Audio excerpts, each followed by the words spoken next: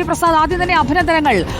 പമ്പയിൽ അടിവസ്ത്രം വീണാൽ എന്താ, അതവിടെ കിടക്കും എന്നുള്ള മട്ടിൽ ഒരു അലംഭാവത്തോടെ ആ ഇമെയിലിനെ, മെയ് 19 അയച്ച ഇമെയിലിനെ നമ്മൾ റിപ്പോർട്ട് ചെയ്യുന്നത് വരെ തൊടാതിരുന്നവർ തൊട്ടത് എപ്പോഴാണ് എന്നുള്ളത് നമ്മൾ തത്സമയം കേട്ടതാണ്. ഈ വാർത്തയിലേക്ക് നമ്മൾ എത്തുമ്പോൾ ആ പരാതിക്കാരന്റെ ആവലാതി പരിഹരിക്കപ്പെടാതെ അവിടെ കിടക്കുകയായിരുന്നില്ലേ ടി വി പ്രസാദ്?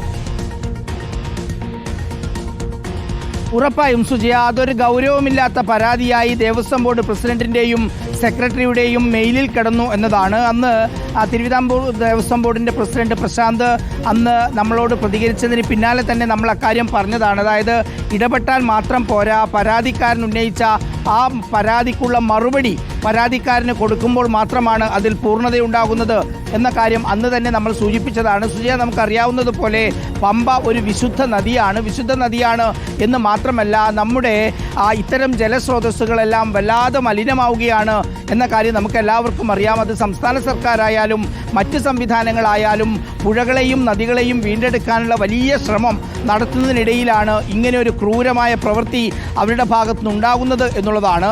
പമ്പയാണെങ്കിൽ സമീപകാലത്തൊന്നും ഇത്ര ശുദ്ധമായി ഒഴുകുന്നത് നമ്മൾ ആരും കണ്ടിട്ടില്ല. അങ്ങനെ ഇരിക്കെയാണ് മെയ് മാസം 19-ാം തീയതി തിരുവനന്തപുരത്തുള്ള അരവിന്ദ് എന്ന് പറയുന്ന ഒരു അയ്യപ്പ ഭക്തൻ അതുവഴി പോകുമ്പോൾ അരികിലുണ്ടായിരുന്ന അടിവസ്ത്രങ്ങൾ ഓരോ വടിയിൽ ഇങ്ങനെ കോരി ഈ പമ്പയിലേക്ക് ഇടുന്ന കാഴ്ച കാണുന്നത്. സൂക്ഷിച്ചു നോക്കുമ്പോഴാണ് അവരുടെ ടീഷർട്ടിൻ്റെ പിറകിൽ വിശുദ്ധ സേന എന്ന് കാണുന്നത്.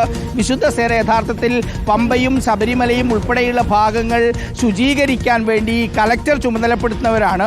അവർക്ക് ശമ്പളം കൊടുക്കുന്നത് തിരുവിതാംകൂർ ദേവസ്വം ബോർഡാണെങ്കിൽ കൂടിയും അവരുടെ പ്രാഥമിക ദൗത്യം എന്നുള്ളത് അവിടെ വൃത്തിയാക്കുക എന്നുള്ളതാണ്.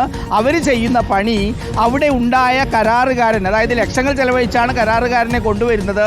ആ കരാറുകാരൻ പമ്പയിൽ നിന്ന് ഷർട്ടും മുണ്ടും തോർത്തും എല്ലാം വാരി കണ്ടെയ്നറിൽ ഡൽഹിയിലേക്ക് കൊടുത്തയക്കും. അതിന് വലിയ പണം കിട്ടുകയും ചെയ്യും. പക്ഷേ ഈ അടിവസ്ത്രങ്ങൾ ആർക്കും ആവശ്യമില്ല. അടിവസ്ത്രം ചെയ്യേണ്ടത് അവിടെ നിന്ന് ദൂരെയുള്ള പ്രദേശത്തേക്ക് കൊണ്ടുപോയി അവിടെ ഉണക്കി കത്തിക്കുകയാണ് വേണ്ടത്. അതിന് മടിച്ചതുകൊണ്ട് ഈ കരാറുകാരൻ ഈ അടിവസ്ത്രമെല്ലാം വാരി ഈ പറയുന്ന പമ്പയാറ്റിൻ്റെ തീരത്തിടുകയും ചെയ്തു. ഇതൊന്നും രണ്ടുമൊന്നുമല്ല സുജയ, 10 ലോഡിലധികം അടിവസ്ത്രങ്ങൾ മാത്രം ഒരു സീസണിൽ വരുമെന്നാണ് പറയുന്നത്. ആ അടിവസ്ത്രങ്ങളാണ് അവിടെ ക്ലീൻ ചെയ്യാൻ വേണ്ടി ചുമതലപ്പെട്ട വിശുദ്ധ സേനാംഗങ്ങൾ നേരെ വീണ്ടും പമ്പയിലേക്ക് ഇടുന്നത്. അത്രയും ക്രൂരമായ നടപടിയായിരുന്നു ഉണ്ടായത്. പക്ഷേ ഇതെല്ലാം കണ്ടിട്ടും മിണ്ടാതെ ഇരിക്കുകയായിരുന്നു നമ്മുടെ ദേവസ്വം ബോർഡ് എന്നുള്ളതാണ് അതിലും വലിയ സങ്കടം. എന്തായാലും ഹൈക്കോടതി വിഷയത്തിൽ ഇടപെട്ടതിൽ സന്തോഷമുണ്ട്. ഇനി ഇത്തരം പ്രവൃത്തികൾ ആവർത്തിക്കാതിരിക്കട്ടെ സുജി, അത്രയല്ലേ നമുക്ക് പറയാനാവും. അതെ, നമുക്ക് ഇക്കാര്യങ്ങളിലൊക്കെയുള്ള നമ്മുടെ ശ്രദ്ധയും ജാഗ്രതയും തുടരുകയും ചെയ്യാം. റിപ്പോർട്ടർ ഇടപെട്ട ഒരു വിഷയത്തിൽ കൂടി ഇപ്പോൾ കോടതി ഇടപെടൽ ഉണ്ടായിരിക്കുകയാണ് എന്നുള്ളതാണ് ഏറ്റവും പ്രധാനപ്പെട്ട കാര്യം. ഉപയോഗിച്ച അടിവസ്ത്രങ്ങളടക്കം പമ്പയിലേക്ക് കരാറുകാർ കോരിയിടുകയായിരുന്നു. അതിലാണ് ഇപ്പോൾ അടിയന്തര റിപ്പോർട്ട് തേടിക്കൊണ്ട് ഹൈക്കോടതി ഇടപെട്ടിരിക്കുന്നത്. ഇക്കാര്യത്തിൽ ദേവസ്വം ബോർഡ് അടക്കം വിശദീകരണം നൽകണമെന്നതാണ് ദേവസ്വം ബെഞ്ചിന്റെ നിർദ്ദേശം.